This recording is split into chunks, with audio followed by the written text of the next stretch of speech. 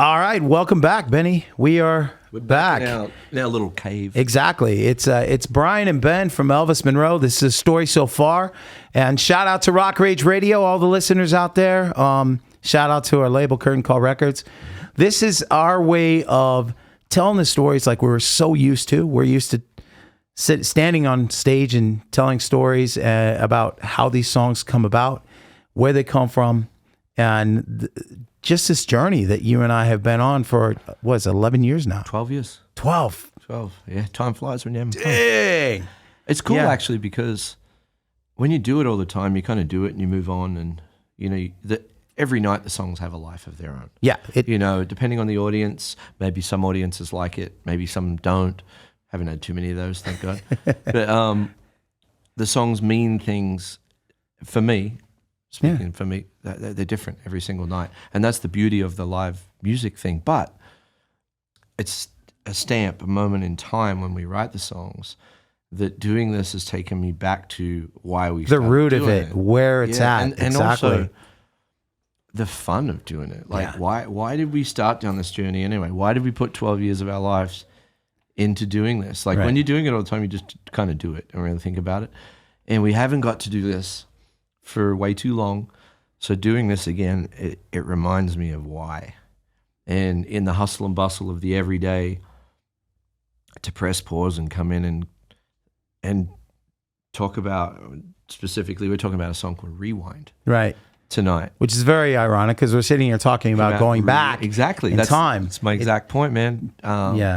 Taking us back is really cool. Really cool. Well, what's really crazy in this time when we started Elvis Monroe, I was going through something, and I was going through a breakup, right? And this is how I was dealing with it. And somebody had said to me, and that breakup, sometimes you have to treat it like that person has died, moved on, got to let it go, and you got to grow and move on. You learn from it. So that was my approach, and I was in the studio working on a song called Breath of Time with Jay Rustin in my band Paperback Hero at the time, and you were in Lifehouse. And you're like, I can't play on that song because the chord progression is way too close to a song that you had out on the radio. First time. Exactly. Yeah. Which first time, it's, and what's nuts is like Chris, who came up with that, he didn't even know. He was just walking around just noodling, right? But it was Chris, I know you just loved me, and you just wanted to be like me.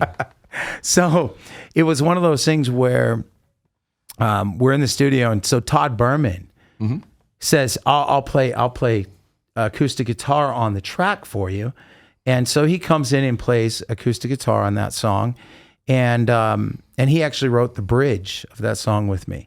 So he was in the next room. And we're in, I can't remember, Pasadena. At the fire station. Firehouse stations, yeah. He was playing the piano, right? Exactly. So he's sitting there playing the piano, and I can hear it through the glass, and this melody hits me. And I walk in and I said, what is that? And he goes, I've had this like 6 or 7 years and just never done anything with it. And I'm like, so can I try something? And I started singing this melody over the top. And I didn't know where it was going yet. And he's like, I like it. We'll work on it later. I got home and I was just living with this thought of like I said, what somebody said to me about dealing with it, like it's relationships, passing on. Then I get the news that this person I knew just went at 2 a.m. He is going to get Taco Bell, and he loses control of his car in the rain, and he goes off into the river, and he had died. He drowned in his car at 2 a.m, like leaving his house in his pajamas, even like sweats, whatever. And his dad, I heard the news, and I sent his dad a message, and his dad hits me back, and I couldn't even get through this message without crying. And so I sat down and I penned the song because now I had a real connection to loss. Right. And what he was saying to me meant so much. So it had a personal space to me. And it was ironic because I'm talking about Natalie, my ex, and this was her cousin that this happened to. So it was like this weird intertwining kind of thing. So then I went and I worked on it and wrote it with Todd, but it was close, but not that close. It wasn't close enough because I remember playing it from Ryan McMillan. We got together and rehearsed for our very first show as Elvis Monroe at Universal. I show up and I'm in a room, guys, with world-class players. I got Ben, who's in Lifehouse. You had Ryan McMillan, who was in Matchbox 20 at the time. Just watched him play to like 8,000 or 9,000 people in San Diego. The same place I saw you play like 2 months before. Right. And so I'm in there going, this is our very first rehearsal. We're playing the songs that either you and I wrote or I brought to it. And I thought, oh, I'm sweating. I am sweating out my shirt because I'm like, I don't know that I'm good enough for these guys. But you were giving me a chance. And so on the way home, I presented it to Ryan. And Ryan's like, "That, you know what? There's something there, right?" And so when he said that, I went, Ben, okay, can you do me a solid? And that is, can you put your magic and let me ask Todd if we can add a third writer to this song and take it to the next level. Right. And I asked Todd and he goes, oh yeah, Benny, of course, let's do it. And so I remember you calling me up and you said, hey. Well, hang on. Yeah. Before you even get there, the writing process, you know, especially in a we were new. We were brand new band. But we also, I guess, we'll call it a duo. Right. Right. The writing process in the duo is very much a 50-50 thing. Right. It's funny, I was thinking about this on the drive over tonight.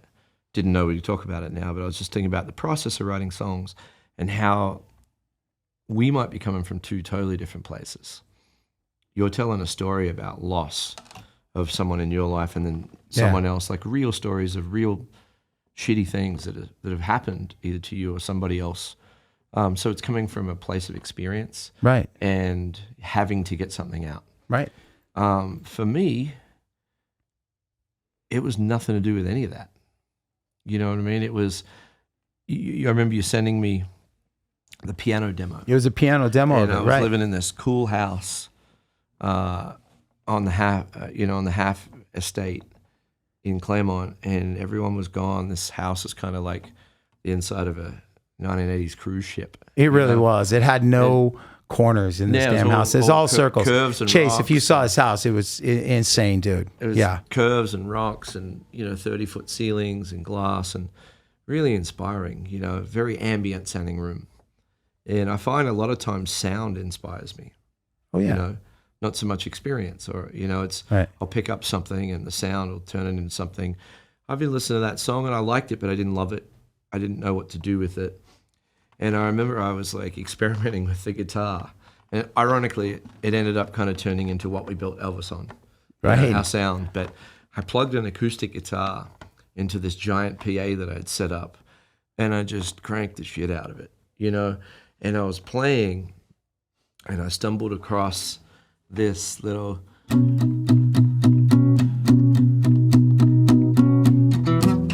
Right.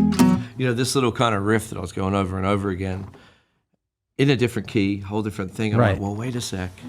If we change the feel, if we add some stuff and rewrite what this is, so I came up with this whole progression and then I called you. Right. And I played it to you over the phone and you're like, oh my God. That's so cool. I can't wait to write to it. And I'm like, you already did. Yeah.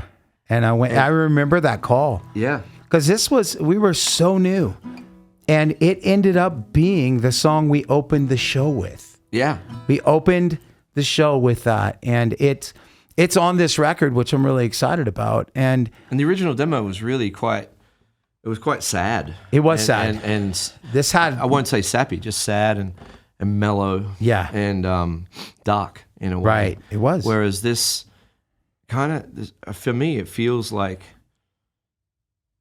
a little bit of a celebration of moving past that point of loss. Right. Like, we've all been through that, that heartache and that loss of like, I don't know if I'm going to get through it. Right. But then you cross the hump and the sun shines again and that sort of, once I heard the lyrics of the song, it even reinforced to me the feeling needed to have that emotion, but it also needed to kind of come from a sad, happy place. Right. You know what I mean? It, you captured it, and it's a favorite. So when you walked in today, we never know what songs we're going to do when we sit down and do this, which is great.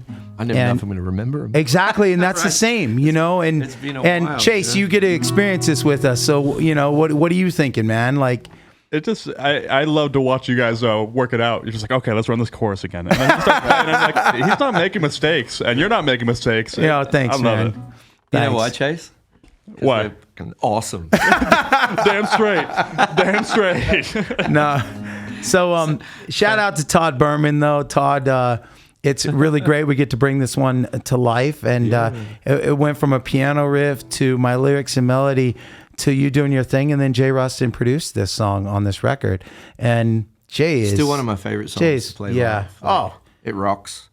Ryan came up with this killer, sloshy Brian McMillan drum beat that only Ryan plays like Ryan plays, and which makes me think of something off camera that we should do for our release. Actually, is just throw it all back together and have that kind of vibe that we talked about. So Danny and Ryan, if you're watching this, David already threw his hat in the ring. He wanted to be a part of it. Yeah, you never know. You never know. Yeah, but it's that drum beat, what Jay brought to the table, it was really kind of the birth of a sound where we went in.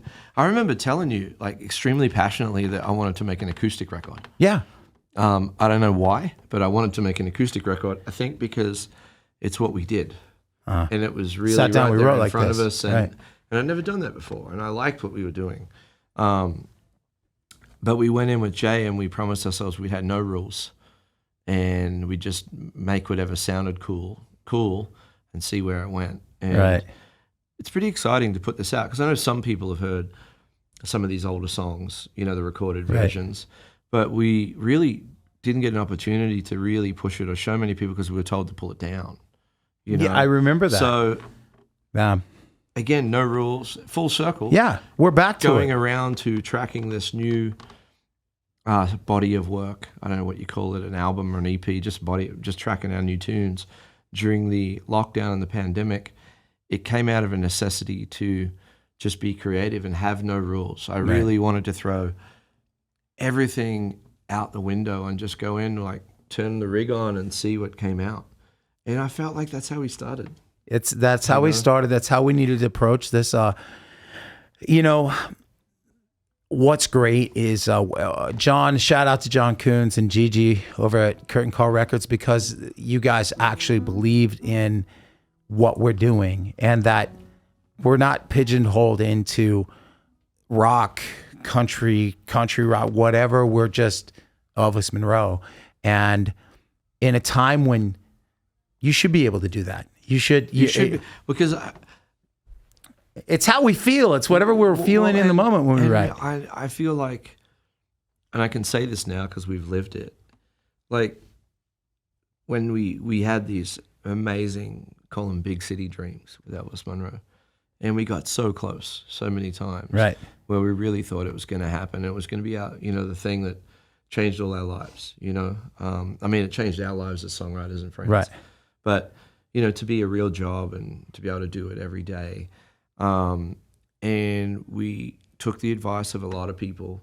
We tried to keep everybody happy. We had to have these lanes that we didn't really fit in, you know, these islands that we weren't necessarily a cluster of the main island. We were a little island over here. Yeah, exactly. Very pretty, cool island to visit. Pretty. But maybe far off the beaten path. Maybe not on the tour group of the cruise ship. Not cool enough to bring the people by and see us, right? So just, and in the music climate today, having a record deal and putting an album out, all the rules have changed. Right. You know, everyone's got everything on their phone, and we're so engulfed in this.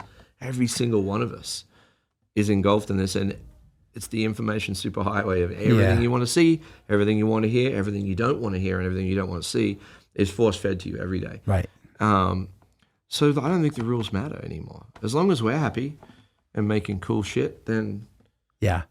Let's put it out. Yeah. And what Ben's talking about too is the record to follow the story so far.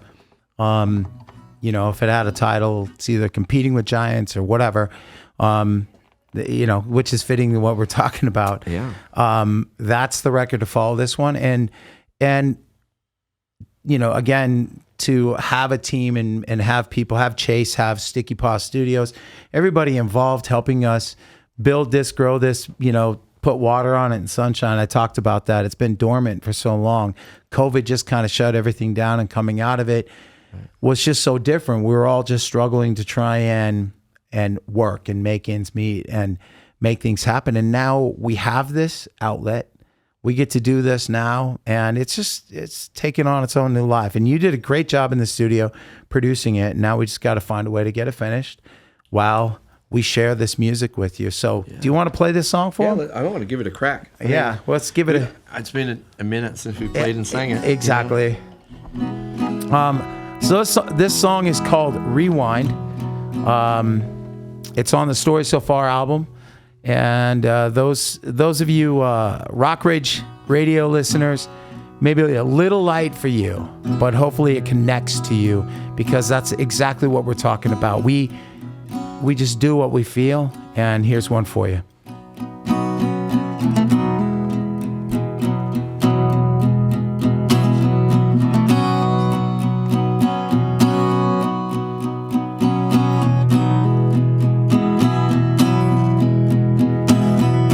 Life is all we have. I knew my path with you. It's hard to say goodbye. I hope you knew I loved you. They say that darkness passes and daylight never fades. The streets are lined with angels in this place, and I'm broken left behind, a damaged hourglass, lost time, bleeding every fading moment of you and I'm shattered and lost inside.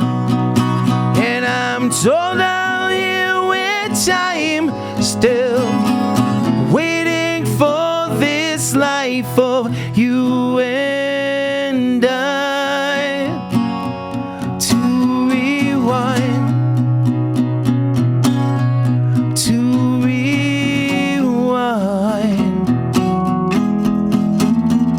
Given one more chance, I play it back with you, remembering our laughs, smiling your voice will do. The streets are lined with gold, I'm told, and love is all we take. As I gaze upon the stars, I'll see your face.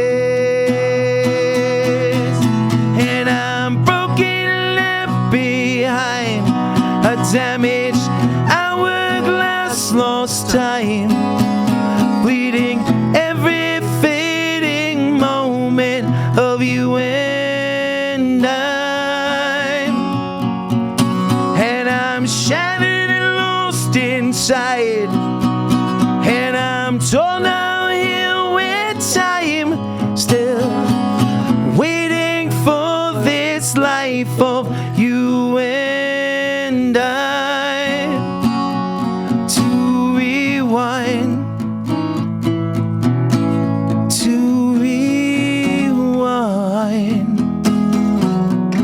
I'm gonna watch my love walk away from me as I watch time slipping away. As I watch my love walk away from me, as I watch time slipping away, and I'm broken left behind, a damaged hourglass, lost time,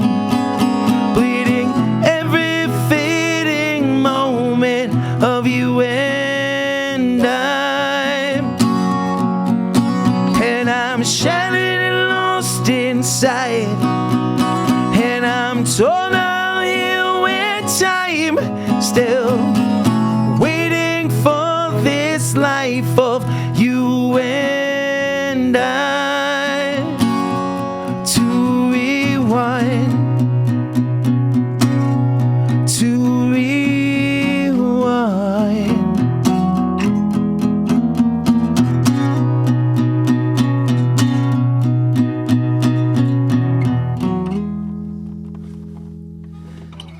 Nice, man. That's Elvis Monroe Rewind off the new record, Story So Far. Coming at you. We're dropping this January 27th. January 27th. Anywhere you get music. We're even pressing CDs, man. We're going old school or new school or whatever. But thank you again, Rock Rage Radio. Dream,